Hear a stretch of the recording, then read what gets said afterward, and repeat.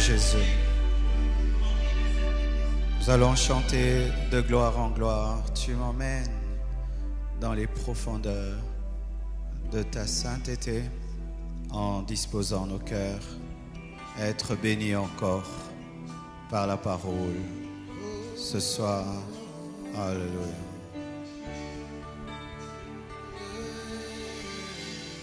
De gloire en gloire, de gloire en gloire, tu m'emmènes. Tu m'emmènes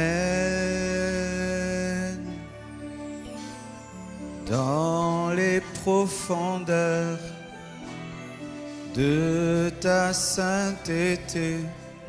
Tu m'emmènes. Tu m'emmènes de gloire en gloire, de gloire en gloire, tu m'emmènes. Tu m'emmènes dans les profondeurs de ta sainteté, tu m'emmènes. Tu m'emmènes de gloire en gloire, de gloire en gloire, tu m'emmènes. Tu m'emmènes dans les profondeurs de ta sainteté, tu m'emmènes. Tu m'emmènes de gloire en gloire, de gloire en gloire.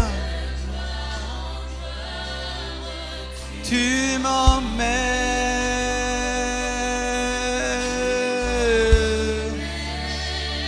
dans les profondeurs de ta sainteté. Tu m'emmènes, tu m'emmènes, oh, de gloire en gloire, de gloire en gloire. Tu m'emmènes, tu m'emmènes dans les profondeurs de ta sainteté. Tu m'emmènes, tu m'emmènes, tu m'emmènes de gloire en gloire, de gloire en gloire.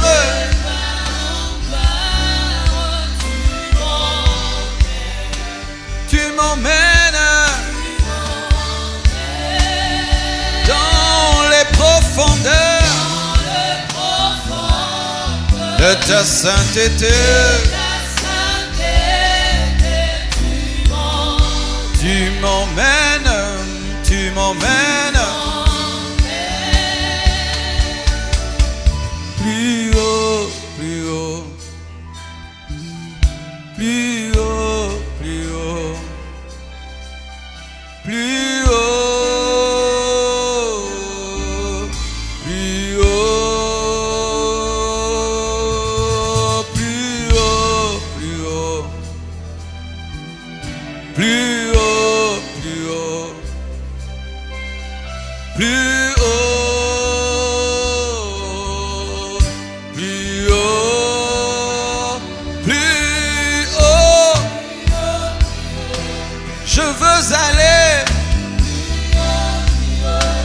Je veux monter,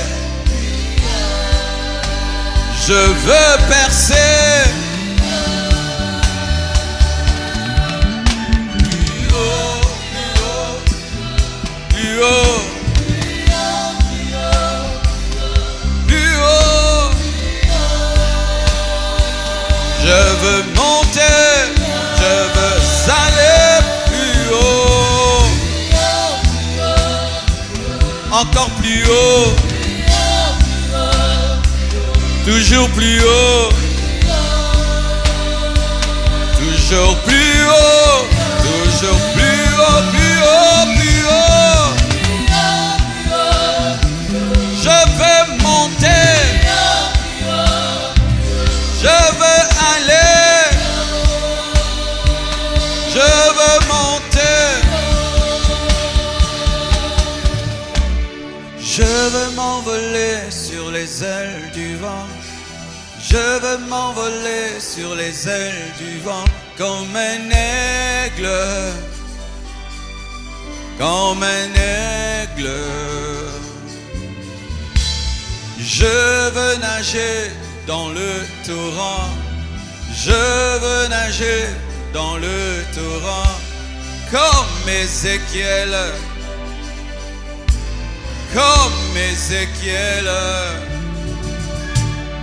Je veux m'envoler sur les ailes du vent. Je veux m'envoler sur les ailes du vent comme un aigle. Comme un aigle. Je veux nager dans le torrent. Je veux nager dans le torrent comme Ézéchiel. Comme Ézéchiel. Ô Seigneur, sois loué. Mon Seigneur, sois béni. Mon Seigneur, sois loué. Mon Seigneur, sois béni. Reçois l'honneur, reçois la gloire. Reçois l'honneur, reçois la gloire. Reçois l'honneur, reçois la gloire. Reçois l'honneur, reçois la gloire. Reçois l'honneur, reçois la gloire. Reçois l'honneur, reçois la gloire. Reçois l'honneur, reçois la gloire. Reçois, reçois, reçois, reçois, reçois, reçois, reçois, reçois.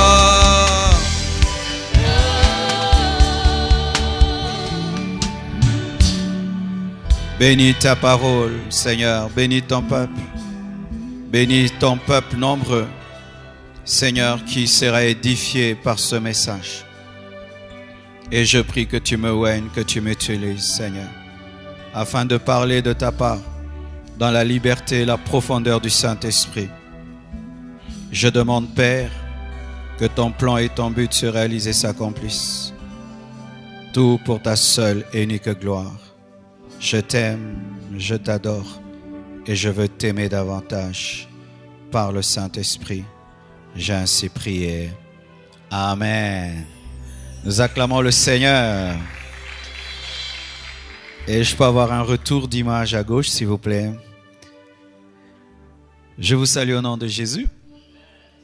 Et merci pour l'invitation du président d'Ève à la convention de la jeunesse Yada.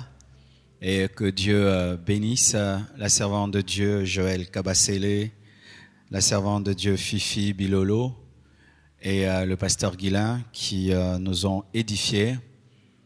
Et aujourd'hui, nous allons clore cette série d'enseignements sur le mariage. Et précisément, le mariage n'est pas un jeu.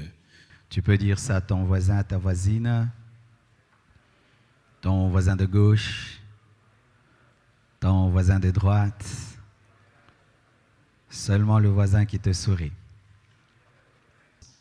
Et on nous présente aujourd'hui le mariage comme étant une rose sans épines. Vous savez, la rose est très très belle, elle sent bon, elle est belle, mais Dieu l'a créé avec un grand équilibre. Il a créé la rose avec des épines, une fleur qui est très très belle, qui sent très bien, mais en même temps, cette fleur qui sent très bien est accompagnée d'épines, d'épines qui font mal, qui peuvent même blesser. Alors lorsque le jardinier va couper une rose, il fait très attention, c'est qu'il évite de se blesser, mais il sait s'il fait très attention, il aura un beau bouquet chez lui à la maison. C'est ça le mariage, c'est un équilibre d'épines et de fleurs, mais souvent on nous présente le mariage comme étant un bouquet qui n'est fait que des fleurs, alors qu'il est aussi fait des épines. Souvent on nous présente aujourd'hui le mariage comme étant une bénédiction sans épreuve, une bénédiction sans épreuve, où tout ira bien du lundi au dimanche, ce sera parfait, de janvier en décembre. Et beaucoup de célibataires ont cette image du mariage où il n'y a que la bénédiction, mais il n'y a pas d'épreuve. Une fausse image du mariage, bénédiction sans épreuve, une fête en permanence, alors que dans le mariage, il y a des temps de joie, il y a aussi des temps des pleurs, il y a des moments de joie, il y a des moments de colère, il y a des moments de joie, il y a des moments de tristesse. Le mariage n'est pas un jeu. On nous présente aujourd'hui le mariage comme étant un lieu où on aura des droits. Le droit que ta femme te prépare la nourriture, qu'elle se soumette, qu'elle te donne du plaisir et tout. Et la femme aussi, un homme qui va prendre soin de moi, un homme qui va me nourrir, qui va me vêtir, qui va me faire respecter. On ne voit que ce côté-là, je serai respecté, mais on ne voit pas le côté dévoir. Le mariage n'apporte pas que des droits, il apporte aussi des devoirs et des obligations, parce que ce n'est pas un jeu. Le mariage n'est pas un jeu. Alléluia. Pourquoi le mariage n'est pas un jeu? Parce que le mariage est un engagement qu'il ne faudrait pas prendre à la légère. C'est un engagement sacré devant Dieu. On ne se marie pas devant d'abord les hommes, on se marie devant Dieu. C'est un engagement sacré. Tu ne peux pas t'engager devant Dieu sans réfléchir. C'est pourquoi la parole de Dieu dit dans Proverbe 20, verset 25, « C'est un piège pour l'homme que de prendre à la légère un engagement sacré et de réfléchir qu'après avoir fait un vœu. » Je répète, c'est un piège pour l'homme que de prendre à la légère un engagement sacré et de ne réfléchir qu'après avoir fait un vœu. C'est un piège. Le mariage est un piège lorsque tu le prends à la légère. Le mariage est un piège lorsque tu entres sans réfléchir. Le mariage, c'est un piège lorsque tu viens t'amuser à l'église avec une femme, avec un homme. Vous vous dites oui, oui, oui, oui. Vous vous promettez des choses. Vous chantez des chansons et vous pensez que vous êtes en train de vous amuser pour avoir des belles photos, des belles vidéos, pour porter l'alliance. Et si vous pensez que c'est ça, la Bible dit que vous êtes piégé. Vous êtes piégé. Un homme qui n'a pas réfléchi avant de se marier, un homme qui n'a pas pesé son engagement avant de se marier est piégé. Je répète, un homme, une femme qui n'a pas pesé son engagement avant de se marier est piégé. Piégé comme une antilope, piégé comme un oiseau, piégé comme une chèvre. C'est ça, je vous assure, mes frères et sœurs, si vous n'avez pas bien réfléchi et vous n'avez pas pesé les pour et les contre avant de vous marier, vous êtes piégés comme des gibiers. Et alors, qu'est-ce qui arrive souvent? Ceux qui ne réfléchissent pas avant le mariage réfléchissent dans le mariage. Ceux qui ne prennent pas le temps de considérer le poids de leur engagement avant le mariage vont le considérer dans le mariage, et là c'est trop tard, car Dieu maintenant sera en colère contre toi parce que tu as pris à la légère un engagement sacré. Tu ne te maries pas qu'à un homme, tu ne te maries pas qu'à une femme, tu ne promets pas seulement à un homme, à une femme des choses, tu le promets à Dieu. C'est un vœu devant Dieu. Lorsque tu promets à une femme la fidélité, de la chérir, de la protéger, jusqu'à ce que la mort vous sépare, le premier témoin de tes paroles n'est pas ton père, n'est pas ta mère, n'est pas le pasteur, n'est même pas ton conjoint ni ta conjointe, c'est Dieu, c'est Dieu, c'est Dieu. Et vous allez remarquer aujourd'hui, lorsqu'un couple veut divorcer, la première attaque que l'ennemi fait contre ce couple, c'est d'enlever Dieu du couple. Pourquoi? Comme ça, le témoin principal du mariage est ôté et ainsi on peut faire un parjure. C'est quoi un parjure? C'est lorsque tu te dédies, c'est lorsque tu t'engages et puis tu te désengages. Et souvent, Satan amène les gens à ignorer Dieu dans leur mariage pour qu'ils ne prennent pas en considération le poids de l'engagement sacré devant l'être le plus grand de ce monde, Dieu. On se marie devant Dieu, le Dieu qui a créé les cieux et la terre, le Dieu redoutable, le Dieu puissant, le feu dévorant. C'est devant lui qu'on se marie. Mais aujourd'hui, les gens sont en train d'enlever le caractère sacré, disant c'est moi, j'avais décidé de l'épouser, je me désengage, je la quitte, je te quitte. Non! Tu la quittes, je te quitte, mais tu quittes aussi Dieu lorsque tu quittes le conjoint de ta vie. Alléluia. Quand tu quittes ta femme, quand tu quittes ton mari sans base biblique, tu n'as pas seulement quitté ta femme, tu n'as pas seulement quitté ton mari, tu as quitté Dieu en quittant un homme, tu quittes Dieu. Vous imaginez, c'est pourquoi le mariage n'est pas un jeu, car la présence d'un homme dans une femme dans ta vie est capable d'enlever Dieu de ta vie. Tu imagines ça? Le départ d'une femme peut faire être le départ de Dieu. Le départ d'un homme peut être le départ de Dieu. C'est pourquoi certains qui sont divorcés sans raison biblique, vous êtes en train d'attendre l'enfer. Ah oui, l'enfer. Beaucoup de divorcés iront en enfer parce qu'en quittant leur conjoint et leur conjointe, ils ont quitté Dieu. Le mariage n'est pas un jeu. Le mariage n'est pas un jeu parce que c'est un engagement sacré.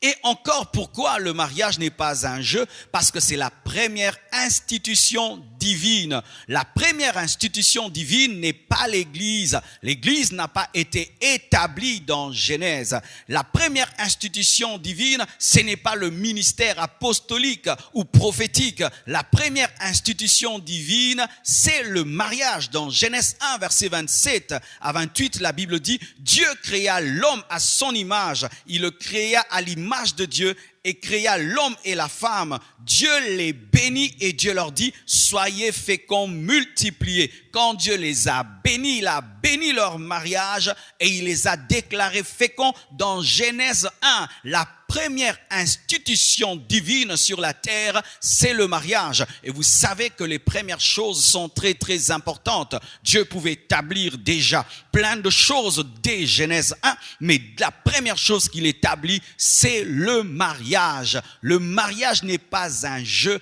parce que c'est une institution et pas n'importe quelle institution, c'est la première des institutions divines. Et la première attaque du diable sur la terre, ce n'était pas contre le ministère, ce n'était pas contre un gouvernement, ce n'était pas contre la richesse et l'abondance. La première attaque du diable sur la terre, c'était contre le mariage. Et donc, entrer dans le mariage sans comprendre le mariage, tu entres dans un combat sans savoir que tu entres dans un combat, car se marier, c'est entrer en guerre. Se marier, c'est entrer en guerre, car de la même manière que le diable a attaqué Adam et Ève, il t'attaquera aussi. Il t'attaquera aussi. Je n'ai pas besoin de prophétie pour savoir que le diable attaque mon mariage. Je n'ai pas besoin de vision pour savoir que le diable attaque mon mariage. Certains mariés, vous attendez qu'on vous prophétise. Nous voyons des combats contre votre mariage. Mais le diable attaque toujours et doit attaquer le mariage. Le jour où le diable arrêtera d'attaquer le mariage, il s'est converti. Et nous savons qu'il ne se convertira jamais et il ne peut naître de nouveau. Le diable attaque principalement le mariage parce que toute la société est bâtie sur le mariage. Dieu pouvait remplir la terre des milliards d'hommes automatiquement, comme il a fait avec les plantes, comme il a fait avec les insectes, les oiseaux, comme il a fait avec les poissons. Pourquoi Dieu n'avait-il pas créé directement des milliards d'hommes? Parce qu'il est tout puissant, mais il a créé d'abord un homme, une femme qui devaient se marier. Pourquoi? Parce que c'est le socle de son plan, c'est la stratégie de son plan. Lorsque Dieu veut envoyer un prophète sur la terre, il entre dans un mariage. Lorsque Dieu veut envoyer un roi sur la terre, il entre dans un couple. Lorsque Dieu veut envoyer un instrument sur la terre, il entre dans un mariage. C'est pourquoi lorsque Jésus-Christ devait venir sur la terre, il devait entrer dans le couple de Joseph et de Marie. C'est pourquoi Satan combattra toujours les mariages, parce que c'est la stratégie de Dieu pour envoyer des hommes sur terre. Alléluia. Alors, frères, sœurs, sachez qu'il ne faut pas blaguer à se marier. Il ne faut pas blaguer. Il ne faut pas. Tu entres dans le mariage en blaguant, tu vas pleurer et tu vas souffrir. Je te le dis, tu souffriras et tu pleureras. Et là, ton père ne pourra rien faire. Ton pasteur ne pourra rien. Personne ne pourra faire quoi que ce soit. Tu auras une gifle de la vie. Tu seras giflé par la vie. Et vous savez, la vie est sans pitié. Alléluia. La vie, si elle te gifle, tu auras des cicatrices même de 40 ans. Alléluia.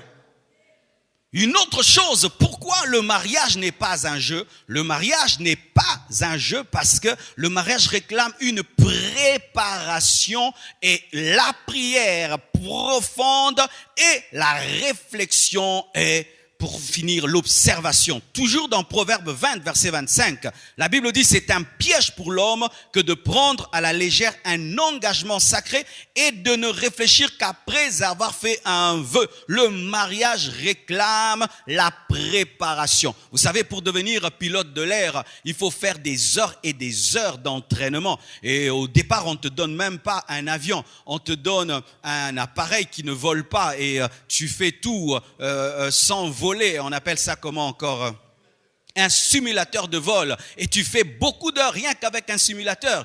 Car si tu ne peux pas faire décoller un simulateur, alors tu vas tuer les gens. Vous imaginez ça? Les hommes de ce monde ont cette sagesse qu'on ne peut pas donner une grande responsabilité à quelqu'un sans l'avoir testé et sans l'avoir préparé. Mais il y a des gens qui ne sont pas préparés à se marier, qui veulent se marier. Ils ne sont pas préparés à vivre avec une femme. Il ne s'est pas préparé à vivre avec un homme. Il ne s'est pas préparé. Il n'a pas suivi les enseignements. Il n'a rien reçu de Dieu pour vivre avec un homme, pour vivre avec une femme. Et tu veux te marier et tu te dis, j'apprendrai dans le mariage. Oui, tu apprendras, mais tu feras du mal à l'autre pendant 5 ans, 10 ans de souffrance. Et après, c'est quand il y aura la joie. Mais il peut se faire que pendant ces 10 années où tu apprenais, tu as tellement blessé le cœur de l'autre, l'âme de l'autre, que lorsque tu as appris, lui est tellement détruit qu'il ne peut même pas bénéficier de ta connaissance tardive.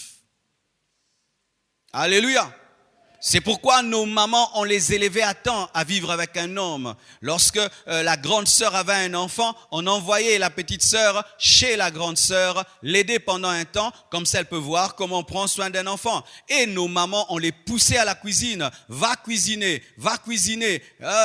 On n'acceptait pas qu'il y ait une fille qui ne prépare pas. Il y avait des tours dans la maison pour cuisiner. Et même les garçons, très tôt, les papas les amenaient à être responsables. Déjà, tu as 18 ans, on te dit que tu es un homme. On envoyait des gens devenir des chasseurs à 16 ans. On avait des hommes qui devenaient des rois à 20 ans. Déjà, il sait assumer les responsabilités. Mais aujourd'hui, nous avons une génération des bébés. Des gens qui ont 30 ans mais réfléchissent comme des bébés. Des filles qui ont 30 ans qui réfléchissent comme des bébés. Elle ne sait rien faire. Elle ne sait rien faire. Elle sait que porter des habits, se faire belle, se mirer. En dehors de ça, elle ne sait pas comment on parle à un homme, on parle à une femme. Il ne sait rien mais il veut se marier. Tu veux faire quoi? Ce n'est pas parce que tu as la barbe que tu connais. Ce n'est pas parce que tu as une poitrine que tu connais. Attends grandir et tu feras.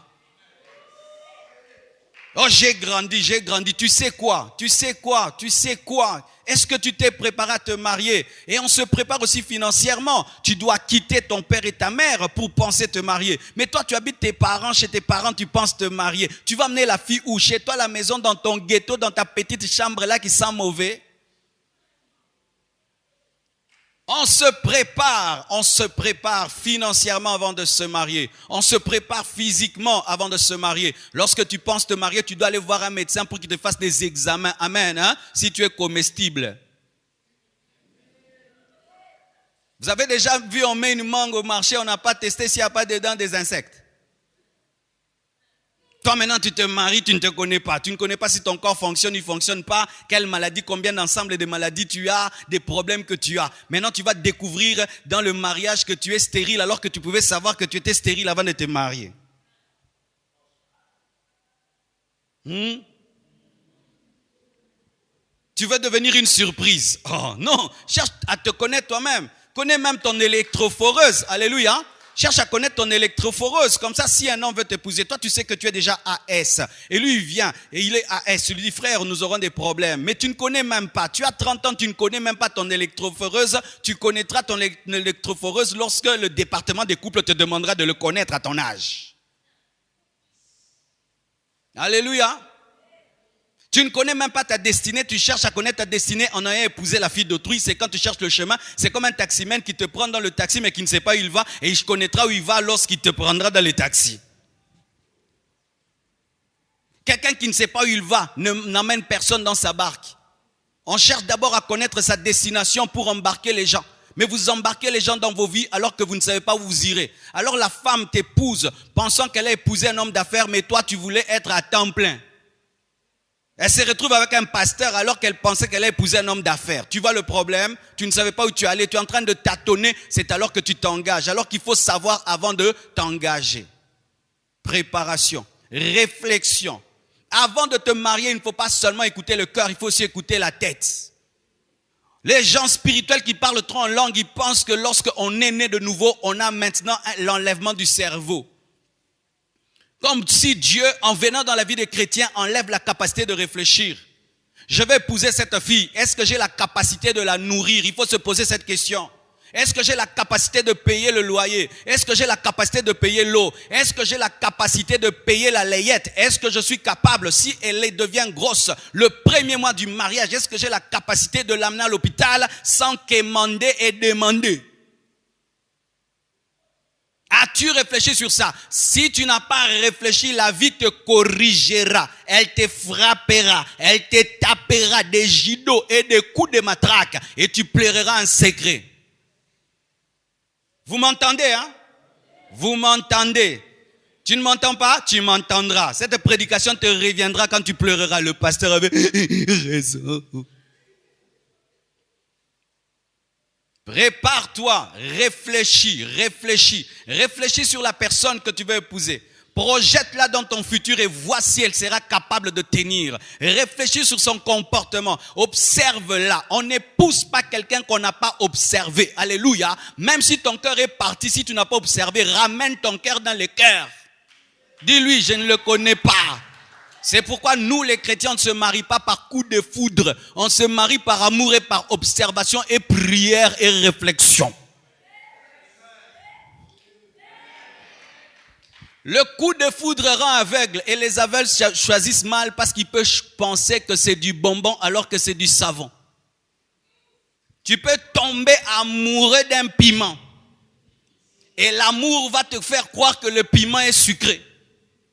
Mais la vie va te révéler que le piment est pimenté, mais en retard, tu as épousé le piment pensant que c'était le sucre. Si tu n'as pas observé un homme, une femme, ne l'épouse pas. Ce n'est pas de la blague, amen, hein? Ce n'est pas un jeu, c'est dans les jeux comprendre. Tu prends seulement, le jeu on joue, hein? Quand on joue au Monopoly, tu t'en fous de perdre ou d'échouer parce que ce n'est pas la vraie vie. Mais dans le mariage, les décisions touchent la destinée. On ne se marie pas sans avoir observé. Et sans avoir observé pendant longtemps. Longtemps. Moi, j'aime pas ces fiançailles-là d'un mois. En un mois. Dans un mois, d'ailleurs, vous n'allez pas vous rencontrer tous les jours. Et donc, vous allez vous rencontrer. Certains se rencontrent que le samedi. Donc, 4 fois. Vous êtes rencontrés 4 fois et puis vous vous mariez. Tu as épousé qui? Il y a des gens qui sont des champions en hypocrisie. Champions pour cacher leurs défauts. Je vous assure, vous devez savoir qu'il y a des champions pour cacher leurs défauts. Et ils savent que tu es chrétien. Une fois que tu l'as épousé, même si tu vois ses défauts, tu ne peux pas divorcer parce que ces personnes connaissent la parole. Sachez qu'il y a des hypocrites qui savent cacher leurs défauts, leur mauvais cœur, leur tare, toutes ces choses. Et même quand tu es en train de lui parler, moi j'aime pas une femme comme ceci, j'aime pas un homme comme cela, il est en train de cacher, il n'aime pas.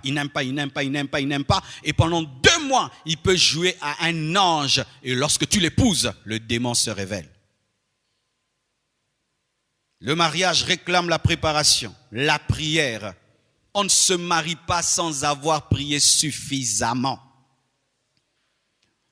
J'ai lu le livre d'un homme qui s'appelle Zacharias Tanefamoun. Il avait une église, il est mort. Et lui, il avait un principe. Sa fille ne pouvait pas lui présenter un homme sans avoir prié pendant 1 année.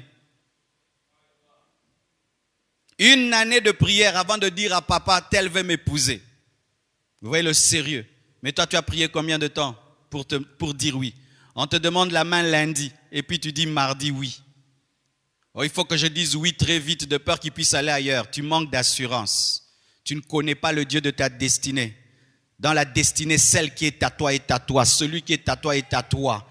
Mais ton problème, c'est que tu dis tellement oui vite et tu n'as pas eu le temps de prier pour entendre le nom de Dieu.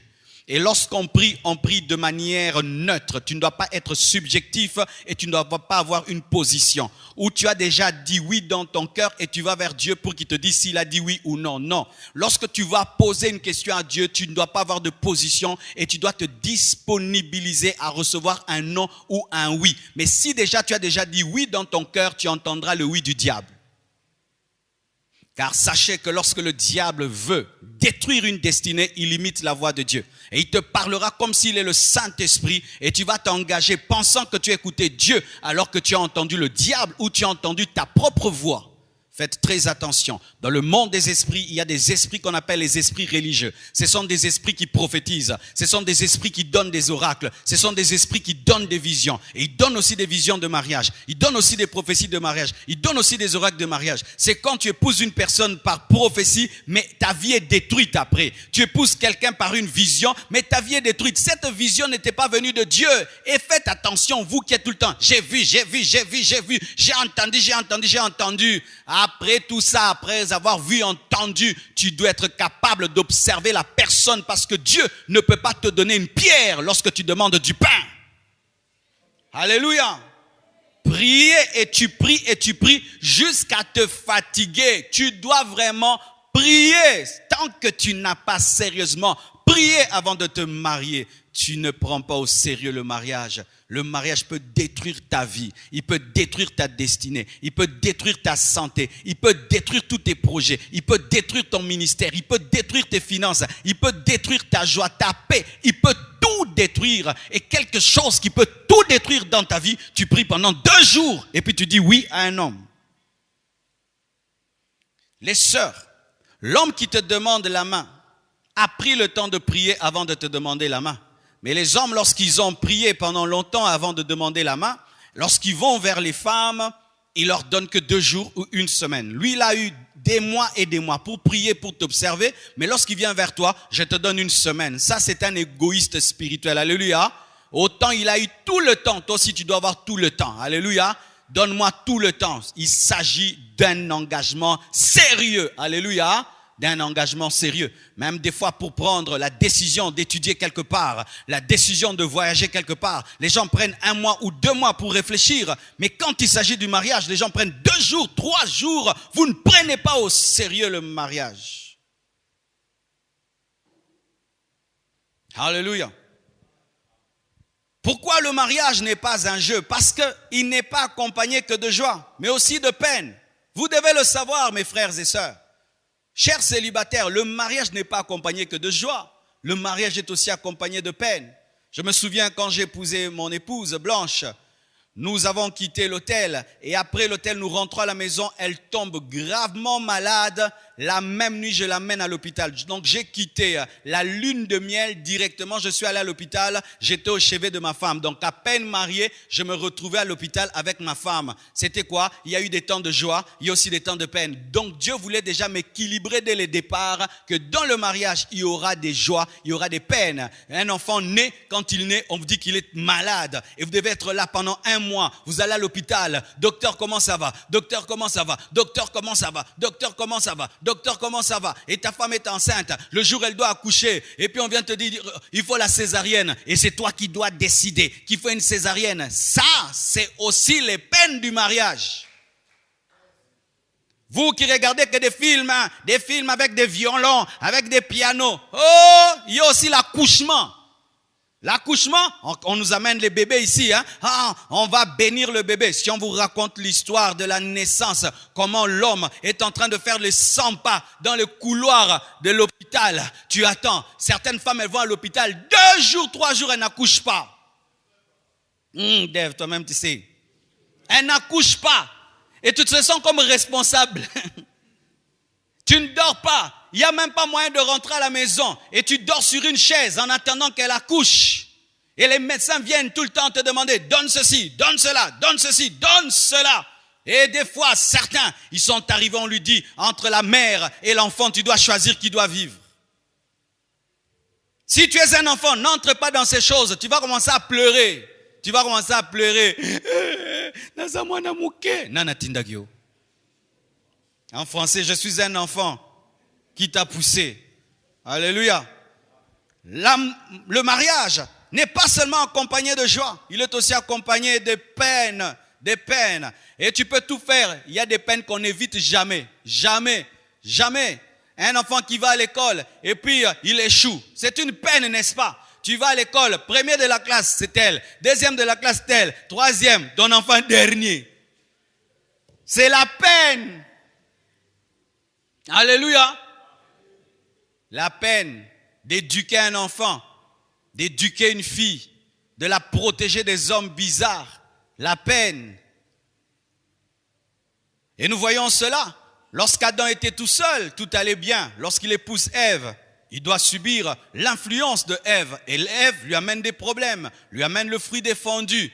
Et lui amène des problèmes spirituels, lui amène des problèmes avec Dieu. De sorte que Adam a dit à Dieu, la femme que tu m'as donnée, quand j'étais seul, j'étais bien. Maintenant que tu m'as donné Ève, regarde, ça lui a amené des peines. Et encore, son fils Caïn tue Abel. Il doit enterrer Abel. La peine. Abraham et Sarah, la peine. L'enfant ne vient pas. Belle femme, beau monsieur, mais stérilité. 1 année, l'enfant ne vient pas. La famille vous regarde. 2 ans, tu l'habilles bien, belle voiture, belle maison. 1 année, pas d'enfant. 2 ans, pas d'enfant. 5 ans, pas d'enfant. La peine. La servante de Dieu qui vous a prêché ici a fait 9 ans sans enfant. Et aujourd'hui, Dieu l'a béni avec 2 enfants. Mais si elle vous raconte les 9 ans, oh, terrible mes frères. La belle famille peut dire ceci. Et les amis disent ceci. Les gens parlent.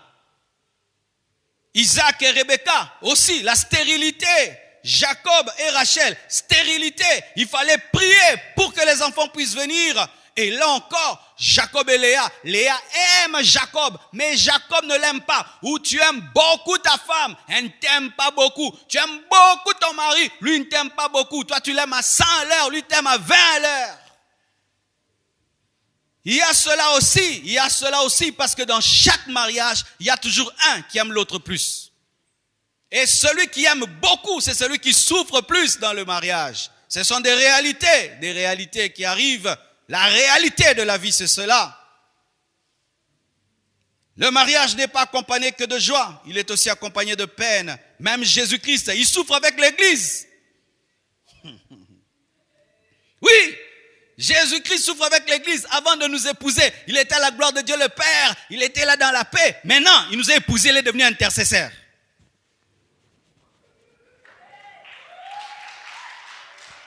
Avant que Jésus n'épouse l'Église, il n'était pas intercesseur. Nous avons fait de Jésus l'intercesseur à la droite de Dieu le Père. Debout. Depuis qu'il nous a épousés, debout, en train de prier. Oh Dieu qui ne t'abandonne pas. Oh Dieu qui ne t'abandonne pas. Oh regarde l'apostasie. Regarde le Seigneur. Oh mon Dieu. Père, aide-le. Père, soutiens-le. Jésus est devenu intercesseur. Il aura la paix le jour de l'enlèvement. En attendant, regardez tout ce que les chrétiens font. Ce que les serviteurs de Dieu font. Ça fait mal au cœur du mari. Lui, un mari fidèle, avec une épouse infidèle. Si toi tu épouses l'église, tu peux mourir. Mais regardez le mariage de Jésus. La joie et la peine. Quand il y a de nouveaux convertis, Jésus est heureux. Mais quand nous commettons des dégâts, des scandales, son cœur est en train de pleurer. Le mariage est accompagné de joie. Il est aussi accompagné de peine. Regarde, tu n'as pas d'enfants. Tu pries que Dieu te donne des enfants. Et puis les enfants naissent. Maintenant, qu'est-ce qu'il faut? Il faut qu'ils mangent. Ils mangent. Il faut qu'ils étudient. Ils étudient. Il faut qu'ils finissent les études. Après, il faut qu'ils travaillent. Après, il faut qu'ils se marient. Après, il faut qu'ils aient des enfants. Donc, s'ils n'ont pas tout ça, tu as la peine. Et c'est ainsi que tu vois un papa, il est triste. Pourquoi? Sa fille n'a pas d'enfant. Ou sa fille ne travaille pas. Son grand garçon ne travaille pas. Il avait la joie quand il était tout seul. Mais comme il a engendré quelqu'un, cette personne doit réussir pour que lui aussi soit dans la joie. Alors si vous n'êtes pas prêt à tout ça, ne vous mariez pas. Alléluia. Ne vous mariez pas. Si vous voulez chercher seulement des bagues, vous cherchez seulement des robes et qu'on dise que tu t'es marié. Et quand toutes ces choses vont arriver, où maintenant la destinée de tes enfants est liée à ta destinée, où leur joie est liée à ta joie. S'ils sont tristes, tu deviens triste. Ne te marie pas. Regardez ces parents qui ont des enfants malades. Regardez ces parents qui ont des enfants qui refusent d'étudier. Regardez ces parents qui ont des enfants dévergondés. Tu vois la lutte du père, de la mère. J'allais souvent dans une famille très très riche et la plupart des enfants étaient bizarres. Quand j'arrivais, tu remarquais que dans cette maison, ils n'ont que faire de leur voiture, que faire de leur maison. C'est l'enfance. Pasteur, prie pour mon enfant, prie pour mon enfant, prie pour mon enfant. Ils ont réussi financièrement, mais les enfants ne réussissent pas. La peine. Tu n'es pas prêt à une telle vie. Oh mon frère, il faut que tu puisses laisser tomber. Je suis allé une fois prêcher quelque part et un grand prédicateur était parmi les orateurs. C'est parmi les prédicateurs africains les plus invités au monde. Il prêche dans toutes les grandes églises américaines. Et c'était vraiment un modèle pour moi. Je pensais que tout allait bien dans sa vie. Il a prêché partout. Et le jour qu'il a prêché, il nous a parlé de l'onction qui vient de la souffrance. Et il a dit, vous me voyez là, j'ai un enfant. Cet enfant est fou. Cet enfant ne me reconnaît pas. Il ne reconnaît pas sa mère. J'ai un don. Je prie pour les cœurs et les gens sont guéris. Mais mon enfant, je n'arrive pas à le guérir. Je peux prier, tout le monde est guéri, sauf mon enfant. Et pendant que je suis en train de vous prêcher ici, je le surveille au moyen de mon téléphone. Nous l'avons enfermé dans une chambre et nous suivons tout au téléphone. Et j'aimerais des fois que Dieu prenne ma santé, qu'il donne à mon enfant et qu'il prenne sa maladie, qui me la donne, mais Dieu ne m'exauce pas. Ce grand prédicateur, mais dans sa vie, il y a une peine, un enfant qui est malade. Alléluia. Vous voulez fuir? C'est la vérité. Amen, hein? Parce qu'on prêche trop mal le mariage dans les églises. On présente que les roses. Une femme, une jolie femme. Quand tu te maries, les bénédictions. Non. On ne parle pas des épreuves. Alors que dans la Bible, on met un équilibre entre les bénédictions et les épreuves qui sont liées au mariage. Pourquoi encore le mariage n'est pas un jeu? Parce qu'il est dangereux. Dis à ton voisin, le mariage est dangereux. Oh, dis-lui bien. Le mariage est dangereux et difficile. Le mariage n'est pas facile, qu'on ne vous mente pas. Le mariage est dangereux et il est difficile quand on ignore avec qui on se marie ou quand on fait un mauvais choix. Quand on fait un mauvais choix, le mariage est dangereux. Quand on fait un mauvais choix, le mariage est très difficile. Imagine, tu épouses un homme qui ne pardonne jamais. Tu t'imagines ça? Vous savez qu'il y a des gens qui ne pardonnent jamais? Vous savez qu'ils existent? Il y a des gens qui ne pardonnent jamais. Ils viennent à l'église, ils parlent en d'autres langues. Mais lui, il peut te rappeler un tort que tu as fait il y a 20 ans. Avec précision, heure et date. Ah oui, ils sont là. Il y a d'autres qui ne partagent jamais. Ils ne partagent jamais. Il y a d'autres, ils insultent facilement. D'autres, ils prient là, mais il est rempli d'impudicité. Donc c'est un frère. Même s'il se marie, il doit seulement tomber. Il y en a qui sont là. Maintenant, tu épouses un tel frère. Tu épouses un tel frère, incapable de se discipliner, incapable de se contrôler. Quelle sera ta vie, ma sœur? Il est beau, oui. Il est intelligent, oui. Il prêche bien, oui. Mais il ne sait pas se discipliner. Quelle sera ta vie? Ou tu sais qu'il te ment. Il dit qu'il est au travail, mais n'est pas au travail, tu sais. Ou il te ramène des enfants en dehors du mariage, tu sais. Ou même quand tu l'attrapes, il continue toujours, tu sais. Ou tu sais que ton mari est alcoolique, tu sais, tu épouses un homme qui est alcoolique. Quelle sera ta vie?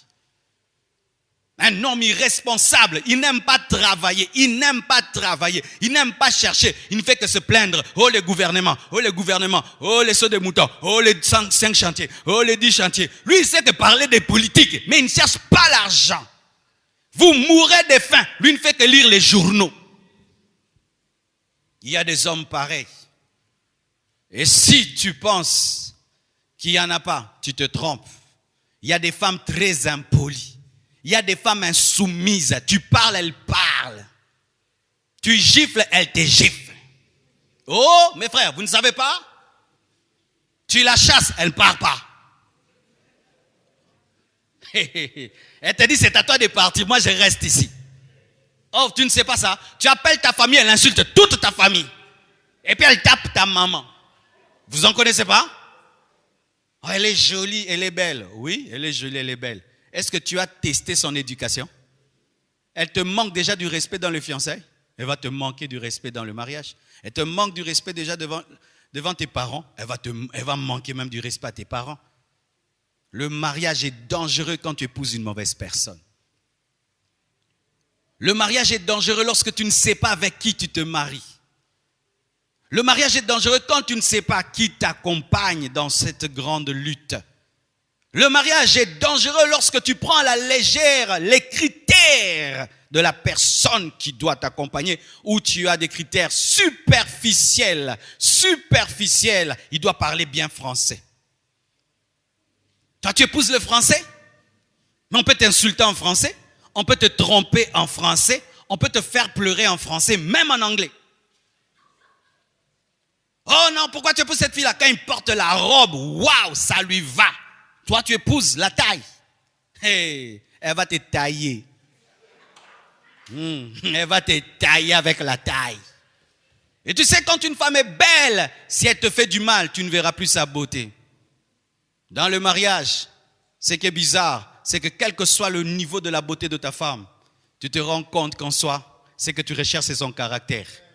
Ah oui, vous les frères là, quand vous voyez des belles silhouettes là, vous tremblez, vous voulez vous évanouir. Calmez-vous.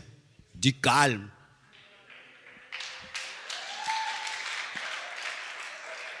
Calmez-vous. Mettez même des glaçons. Calme. Car si tu mets de côté le caractère, parce qu'elle est belle, tu souffriras. Adam a dit, voici l'os de mes os et puis la chair de ma chair. Il n'a pas dit la chair de ma chair et l'os de mes os. Pourquoi? L'intérieur vient avant l'extérieur. C'est l'os d'abord, ce qui ne se voit pas, qui vient avant ce qui se voit. Mais lorsque tu fondes ton choix sur ce qui se voit, pour annuler ce qui ne se voit pas, tu épousais des muscles, mais tu n'as pas épousé un squelette. Alors que c'est le squelette qui permet aux muscles de tenir, c'est le caractère qui donne la valeur à la beauté. Lorsqu'il n'y a pas de muscles, même si la chair est belle, elle n'a pas de forme. C'est l'ossature, le squelette qui donne la forme et c'est le caractère qui permet de considérer la beauté. Mais si toi tu ne considères que la beauté, tu ne regardes pas le caractère, tu pleureras dans ta langue maternelle. Écoutez ceci, mes frères et sœurs. Regardez Akab. Pourquoi Akab est mort? Parce qu'il avait fait un mauvais choix. Il a épousé qui? Jézabel. Jézabel a amené la mort d'Akab. Jézabel a amené la chute d'Akab.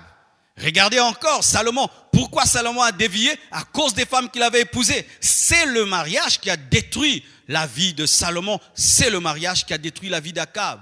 Donc un mariage peut détruire ta vie. Un mariage peut détruire ton ministère. Un mariage peut détruire ton commerce. Il peut détruire tes études. Il peut détruire tes rêves et tes visions. Tu peux épouser une femme qui ne fait que te décourager. Tu épouses un homme qui ne fait que te décourager. Tu peux épouser un homme qui détruit ton ministère. Combien de femmes dans cette nation, ayant eu une forte onction, un puissant appel aujourd'hui, ne savent plus servir Dieu à cause de leur époux? Ce n'est pas Satan qui a détruit leur vie, c'est un homme. C'est un homme. Alors vous devez savoir que l'homme à qui vous disiez oui, la femme à laquelle vous disiez oui, a la capacité d'être la porte de Dieu ou la porte de Satan dans vos vies. Vous devez le savoir. Ne pas le savoir, c'est être ignorant et prendre le mariage à la légère.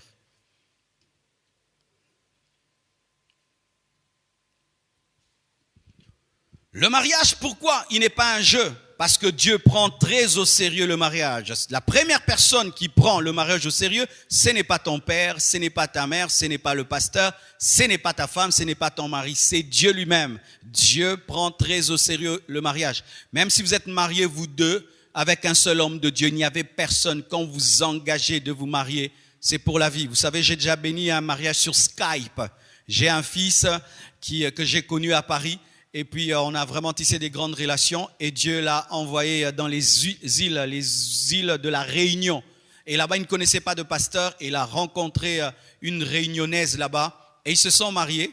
On a fait un culte en Skype, il y a de cela 3 ou 4 ans et je les ai prêchés sur Skype au travers d'un écran et puis je les ai bénis et je les ai fait porter les alliances et ils respectent cet engagement comme s'il y avait des gens. Ils étaient eux deux dans la chambre, mais ils sont mariés. Pourquoi Dieu était là? Alléluia. Dieu prend très au sérieux le mariage. Écoutez 2 versets importants sur le mariage. Hébreux 13, verset 4. La Bible dit que le mariage soit honoré de tous. Et le lit conjugal exempt de souillure. Les gens évitent des taches sur leurs draps, alors qu'il faut éviter l'impudicité sur le lit. Des gens balaient leur chambre, mais ils entrent dans leur chambre avec l'adultère. Ils trompent sa femme et puis viennent dormir sur le lit conjugal, mais ils époussent pour éviter le coronavirus. Vous n'évitez pas l'adultère. Des adultères qui évitent le Covid, la Covid. Vous évitez le corona et vous portez des masques. Portez aussi des masques contre l'adultère et l'impudicité.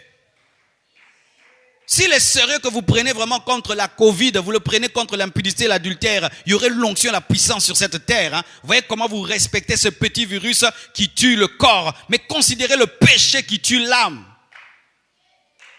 Que le mariage soit honoré de tous.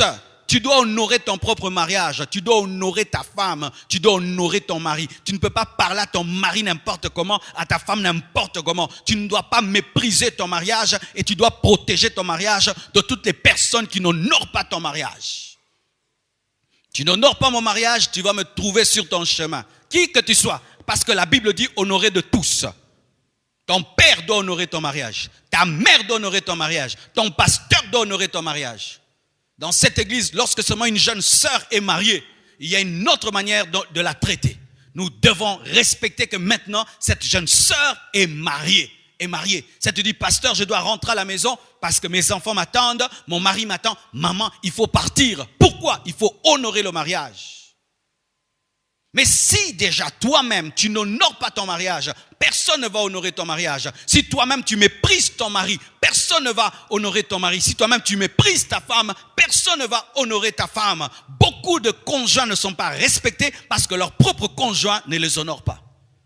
Si tu traites ton mari comme un roi, tout le monde va le traiter comme un roi. Si tu traites ta femme comme une reine, tout le monde va traiter comme la reine. Mais si tu l'insultes, tu méprises ton mari, tu lui manques du respect, tout le monde le touchera. Souvent dans les belles familles, quand est-ce qu'on touche l'autorité de l'homme ou de la femme? C'est lorsque toi-même tu méprises ta femme, tu méprises ton mari. La Bible dit car Dieu jugera les impudiques et les adultères. Lorsque tu es adultère et impudique, Dieu te jugera. Même si ta femme t'a pas attrapé, même si ton mari t'a pas attrapé, tu seras jugé. Les adultères iront en enfer, les impudiques iront en enfer. Et en ce temps de la fin, il faut le dire. Mon frère, toi tu es champion quand tu trompes ta femme, tu es champion quand tu trompes ton mari. Personne ne t'attrape, tu es sans trace, sans trace. Tu laisses toujours des traces devant Dieu. Dieu jugera les adultères, Dieu jugera les impudiques. Même si la loi, aujourd'hui, on est plus dur avec l'adultère, on est plus dur avec l'impudicité. Il y a même des femmes qui comprennent l'adultère de leur mari. Tu peux me tromper, mais il faut me respecter. Tu peux me tromper, mais tu dois dormir à la maison. Tu peux me tromper, mais dans les fêtes, nous deux, des bêtises. Des bêtises. Ça c'est quoi maman? Hein maman? C'est quoi que vous permettez maintenant? Tu peux me tromper. Prends toutes les copines du monde, mais moi je suis la première dame. Prends toutes les petites copines du monde, mais moi c'est mon nom qui doit être sur les documents des parcelles. Vous aimez tellement les maisons, les parcelles, et vous aurez le sida. Tu laisses ton mari vivre dans l'impudicité, dans l'adultère, pourvu seulement que ton nom soit sur les documents. Dieu dit qu'il jugera les adultères et les impudiques. Malachie 2, verset 16, la Bible dit, « Car je hais la répudiation. Dieu a de la haine pour le divorce. » Dieu a la haine pour le divorce. Même si aujourd'hui le divorce est devenu un jeu, même dans les églises, les gens divorcent. Des chrétiens qui divorcent, des serviteurs de Dieu qui divorcent. Et on rigole. Hey, j'ai divorcé, hein. Je suis sorti de cette prison. Hein. Maintenant, je refais ma vie. Dieu a de la haine pour la répudiation. Le divorce, c'est un échec. Le divorce, c'est un échec. Et échouer dans le mariage, c'est déjà échouer la moitié de sa vie. Divorcer, c'est déjà rater le 50% de sa vie. Même si tu continues à avoir de l'argent, tu continues à avoir le succès, tu as raté 50%. Dieu a la haine du divorce, dit l'Éternel, le Dieu d'Israël. Et celui qui couvre de violence son vêtement, dit l'Éternel des armées. Dieu a la haine. Lorsque tu penseras un jour divorcer, vois le visage de Dieu en colère. Lorsqu'un jour une pensée de divorce viendra en toi, vois Dieu. Il n'est pas dans la joie. Il n'est pas en train de te délivrer d'un mauvais mari, d'une mauvaise femme. Il est en colère. Pourquoi? Tu lui avais fait un vœu. Il ne t'avait pas obligé d'épouser cette femme. Il ne t'avait pas obligé d'épouser cet homme. C'est toi-même qui l'a amené. Et puis demain, Seigneur, je n'en veux plus. Dieu ne t'a pas obligé. Personne ne t'a amené ici, devant, lié, ligoté, enchaîné. Et qu'est-ce qui arrive? Vous vous engagez librement tout seul. Et lorsque vous voulez divorcer, les serviteurs de Dieu s'opposent à vous. Nous devenons vos ennemis. C'est toi qui nous as présenté cette femme. Et maintenant, nous nous opposons à ton divorce. Tu es en colère contre nous. Aujourd'hui, des divorcés qui culpabilisent les gens qui les ramènent sur le chemin, voulant même qu'on change la parole de Dieu. Tu ne peux divorcer que pour raison d'adultère. Et si tu es incapable de pardonner, mais tu peux pardonner.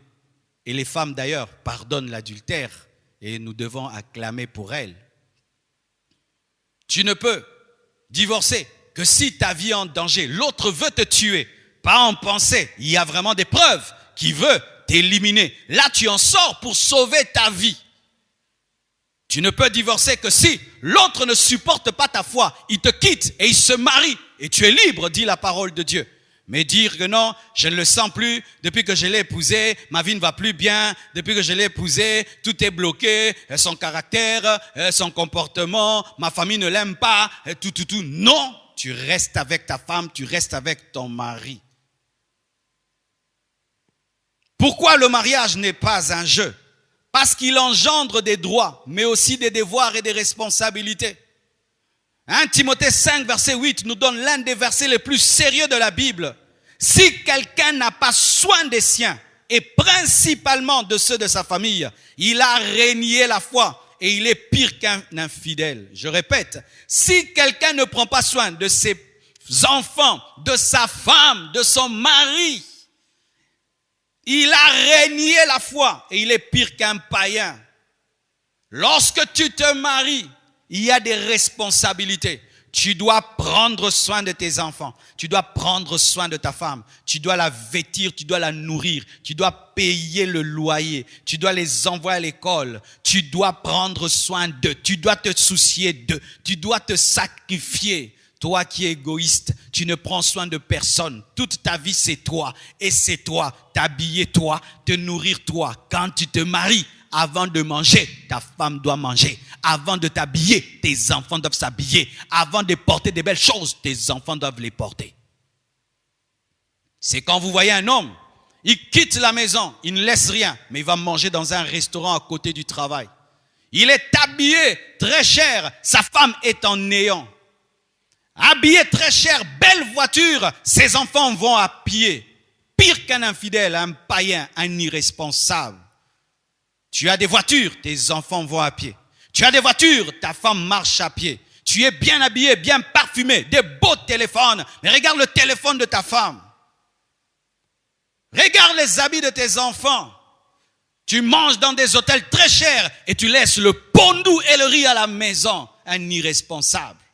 Et de telles personnes commencent à être pareilles avant le mariage. Avant le mariage.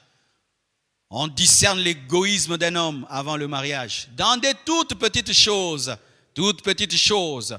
On vous sert à manger, il n'y en a pas beaucoup. Lui, il mange plus que toi. Et go. C'est un égoïste. Un vrai homme te dira, mange. Moi, je bois seulement de l'eau. J'aime bien ces garçons qui vont dans un restaurant. Il sent que la fiancée a faim, mais il n'a pas beaucoup de moyens. Il lui dit de manger. Lui, pendant qu'elle mange, lui boit seulement du sucré en se nourrissant de l'odeur. Alléluia. Ça, c'est un homme. Ça, c'est un homme. C'est un homme. Vous entrez dans un bus, il n'y a pas assez de place, il accepte d'être debout, que toi tu sois assise. Ça, ce serait un homme. Alléluia. Vous vous promenez, un pauvre demande, il s'arrête, il lui donne un 500 francs. Cet homme a de la compassion. Il a le souci des autres. S'il peut avoir le souci de quelqu'un qui n'a pas enfanté, il aurait le souci de ses propres enfants. Alléluia. Des petits détails que souvent vous ne regardez pas. Mais ce sont ces détails qui grandissent dans le mariage. Lorsque tu prends soin de tout le monde et tu ne prends pas soin de ta femme, tu ne prends pas soin de ton mari, tu ne prends pas soin de tes enfants, tu es pire qu'un infidèle. Tu as renié la foi. Le mariage engendre des devoirs. Des devoirs. Un marié, tu ne peux pas dormir toute la journée parce que tu dois nourrir ta femme, tu dois nourrir tes enfants, tu dois sortir. Un marié n'est jamais orgueilleux. Un homme marié, mais il est orgueilleux, il ne peut pas chercher le travail, de petits travail. Un père de famille ne dit jamais un petit travail. Tout ce qui peut nourrir ses enfants est un travail. Est un travail. Alors lorsque tu veux te marier, et tu dis bien cela, si tu es lié à tes parents qui te payent l'électricité, tu n'es pas encore prêt.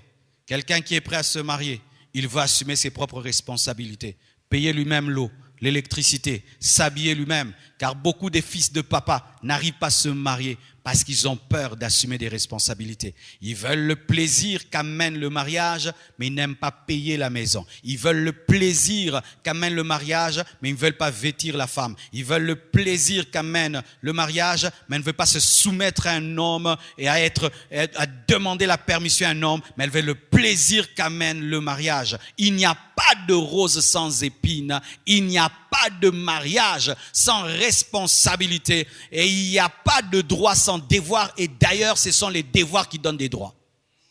Ce sont les devoirs qui donnent les droits. Un homme qui est fidèle à ses devoirs aura des droits. Une femme qui obéit à ses devoirs aura des droits. Mais lorsque vous voulez seulement avoir des droits sans avoir des devoirs, vous n'aurez pas de droits car ce sont les devoirs qui donnent les droits. La personne qui travaille la plus, c'est elle qui a beaucoup de droits. Ainsi, si vous refusez le travail, vous n'aurez pas le salaire comme celui qui refuse les devoirs n'aura pas les droits. Tu veux être respecté par ta femme, assume tes responsabilités. Tu veux être respecté par ton mari, assume tes responsabilités. Mais quand vous êtes des irresponsables, vous allez dans le mariage que pour prendre, pour avoir, qu'on prenne soin de toi, qu'on te nourrisse, qu'on t'habille, que ta femme prenne soin de toi, qu'elle qu'elle te prépare. Mais tu n'as pas la notion de la responsabilité. Tu souffriras. Alléluia. Pourquoi le mariage n'est pas un jeu? Le mariage n'est pas un jeu parce qu'il est réservé aux grands. Alléluia. C'est un film enfant non admis. Le mariage n'est pas pour les enfants.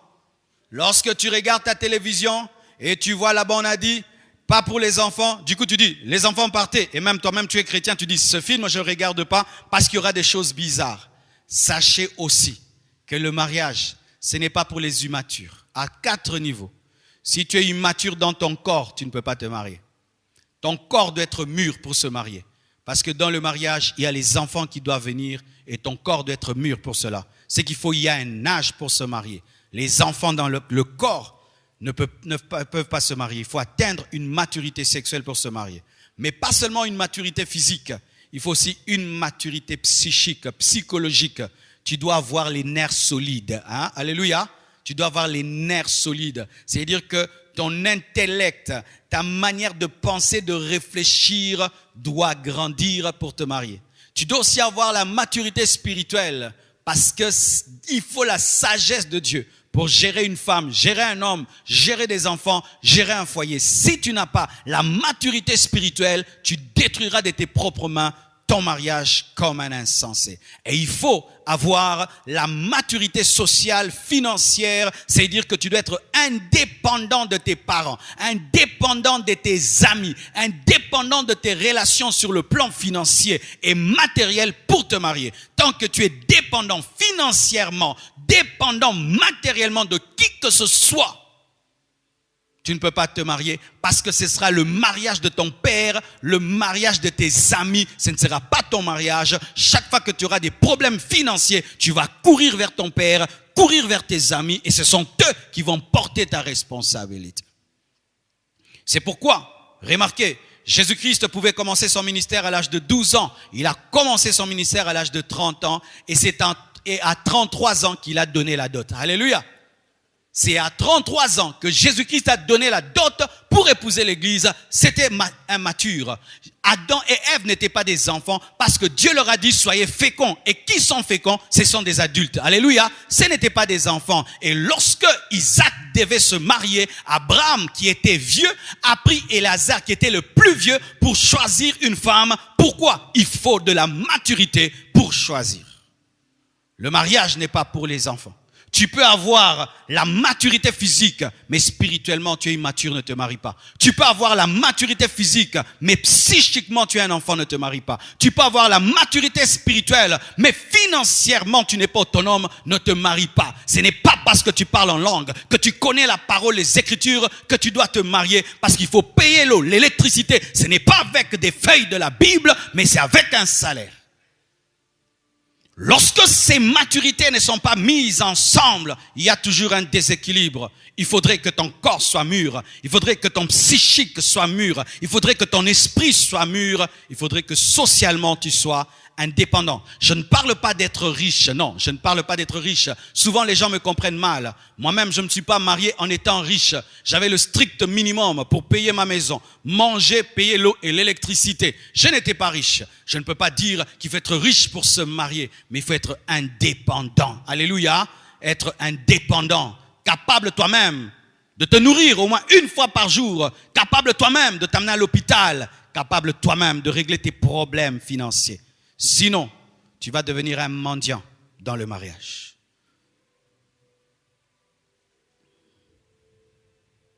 Alors, après avoir dit tout ça, vous êtes déjà déséquilibré. Du coup, vous commencez à voir le mauvais côté du mariage. Écoutez ceci, mes frères et sœurs. Si j'ai beaucoup tapé sur les épines, c'est parce qu'on présente beaucoup la rose.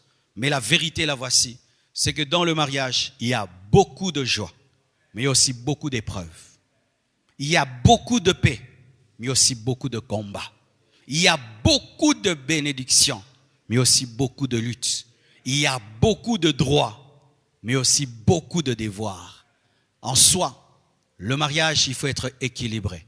Quand tu épouses une femme, un homme, tu te dis, cette femme va me donner la joie, elle va me donner la paix, mais des fois, elle va m'énerver. Des fois, elle va me mettre en colère. Quand tu te prépares déjà, tu as déjà téléchargé. L'antivirus va fonctionner. Alléluia. J'aurai des enfants, mais peut-être il y aura des luttes et des combats. Tu es déjà prêt. Quand tu te maries, tu es prêt à tout. Rien ne va t'étonner. Mais si tu te maries comme un bébé qui voit la vie qu'en rose, quand la vie deviendra grise, tu vas croire que Dieu t'a abandonné alors que tout est écrit. Alléluia. Dieu ne nous a pas promis une vie sans problème. Dieu ne nous a pas promis une vie sans combat. Dieu ne nous a pas promis cela. Mais il a promis qu'il sera toujours avec nous. C'est pourquoi, écoutez ce dernier conseil. La Bible dit, dans Jean 15, verset 5, « Je suis le cep, vous êtes le sarment. Celui qui demeure en moi et en qui je demeure, porte beaucoup de fruits, car sans moi, vous ne pouvez rien faire. » Sans Jésus, tu ne peux rien faire. Sans Jésus, tu ne peux éduquer tes enfants. Sans Jésus, tu ne peux être un bon mari. Sans Jésus, tu ne peux être une bonne femme. Je peux témoigner, mes frères, si Jésus n'était pas dans ma vie, je ne serais pas un bon père. Je ne serais pas un bon mari. Je suis le père que je suis. Je suis le mari que je suis parce que Jésus me permet de porter les fruits de la fidélité, le fruit de l'amour, le fruit de la persévérance, le fruit de la patience, me permet d'être un leader, d'être un modèle. Alors lorsque vous allez vous marier, et si vous êtes déjà marié, ne commettez jamais l'erreur d'enlever Jésus-Christ de vos maisons, d'enlever Jésus-Christ de vos couples. Vous allez devenir comme des sarments qui veulent porter du fruit sans le cep.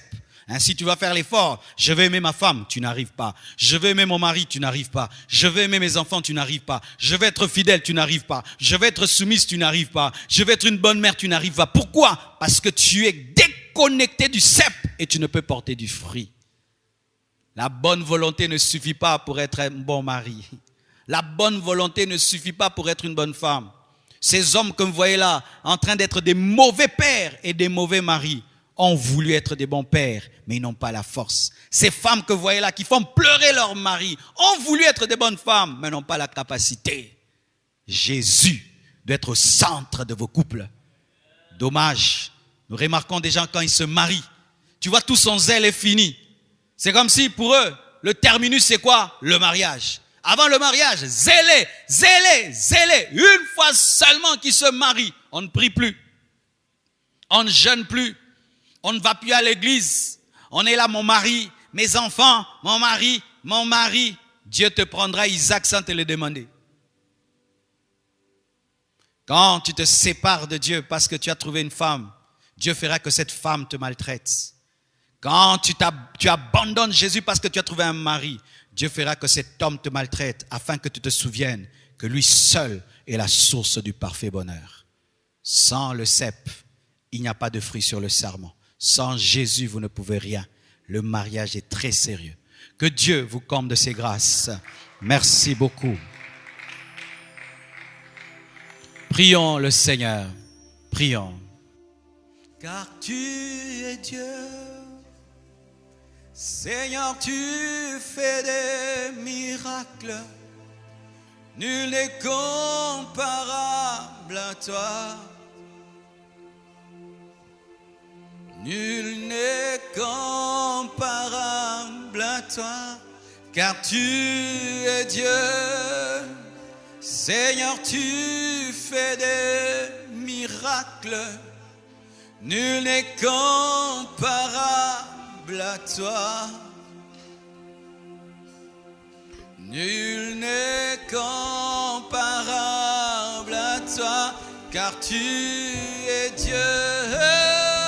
Seigneur, tu fais des miracles. Nul n'est comparable à toi. Alléluia.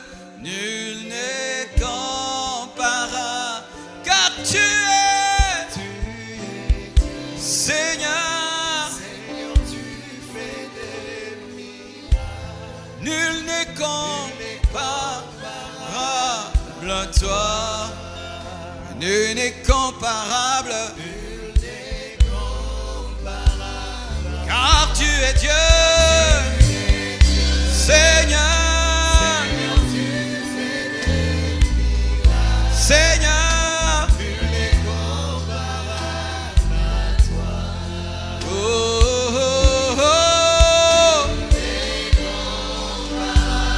oh, Zanzambe, yo solo kabikama, okote akokani, okote akokani, oh Zanzambe, o solo kabikama, o solo kabikama.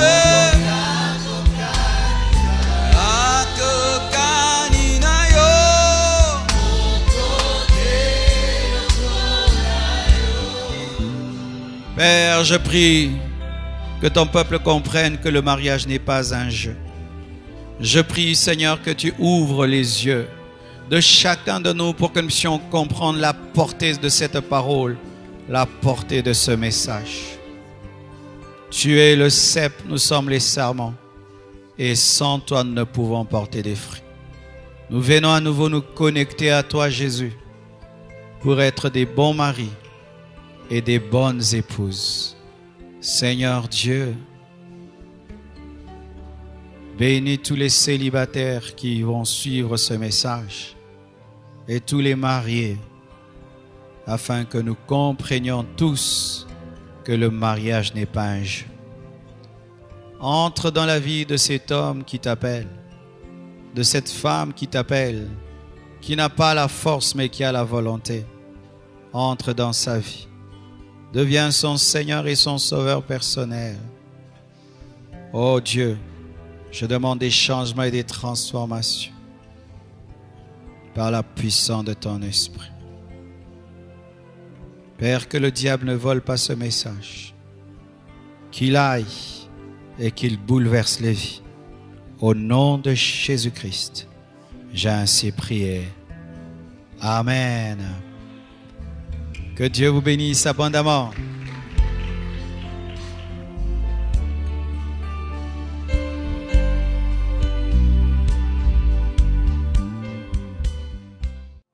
Que le Seigneur soit béni pour ce message qu'on a écouté, qu'on a entendu ce soir.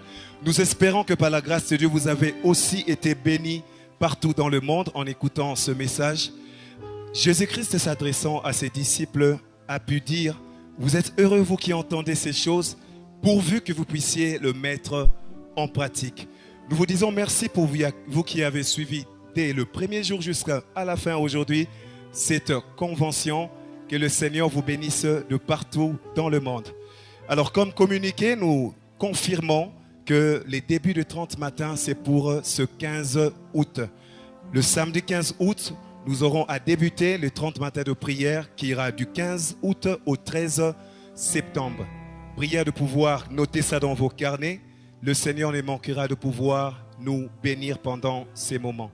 Mais aussi, chaque 21h, nous avons intercession mondiale, déjà aujourd'hui aussi, à partir de 21h juste, prenez ce rendez-vous pour que nous puissions prier par rapport à cela. Vous voulez contribuer, soutenir ce ministère, soutenir l'œuvre de Dieu. Il y a ceux qui sont le panneau qui sont en train de passer sous vos écrans, qui donnent nos coordonnées liées au compte bancaire, liées même M-Pesa, Orange Money ainsi que RTL Money. Nous sommes ravis d'avoir passé ce moment ensemble avec vous. Nous allons prier le Seigneur pour clôturer ces cultes. Seigneur, merci pour ce message. Merci pour cette convention. Nous sommes certifiés, ô Dieu Tout-Puissant, que ce message que tu nous as donné dès les premiers jours était un message, Seigneur, fort et puissant pour pouvoir emmener un couple, Seigneur, dans l'équilibre qu'il faut. Yahweh Dieu, donne-nous la force par le Saint-Esprit que nous puissions pratiquer ce message. Oui, c'était merveilleux à entendre, mais nous voulons pratiquer cela. Et nous ne pouvons pas seuls sans l'appui de ton esprit. Merci pour la suite. Merci pour ce que tu vas faire, Seigneur, dans le couple, des transformations. Que toute la gloire te revienne. C'est dans le nom précieux de Jésus que nous avons ainsi prié. Gloire et louange à toi, Seigneur Jésus-Christ. Que Dieu vous bénisse. Prochain rendez-vous l'année prochaine avec Yada 2021. Que Dieu nous bénisse.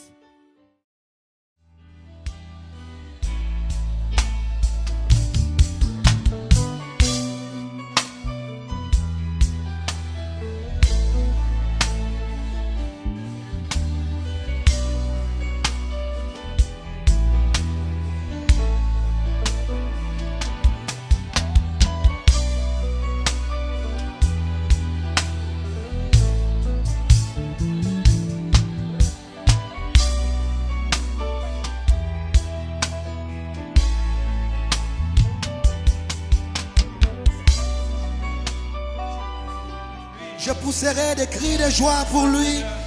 Je célébrerai l'Éternel ces jours-là. J'irai là-haut, au ciel.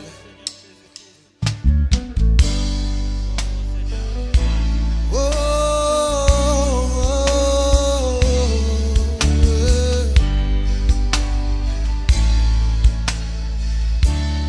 yeah, yeah.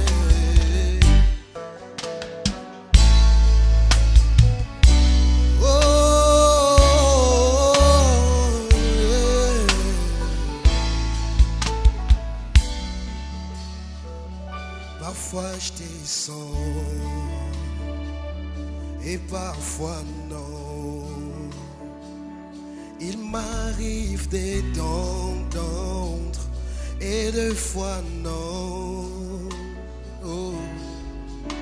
Voilà ce que je sais de tout mon cœur, de toute mon âme. Oh.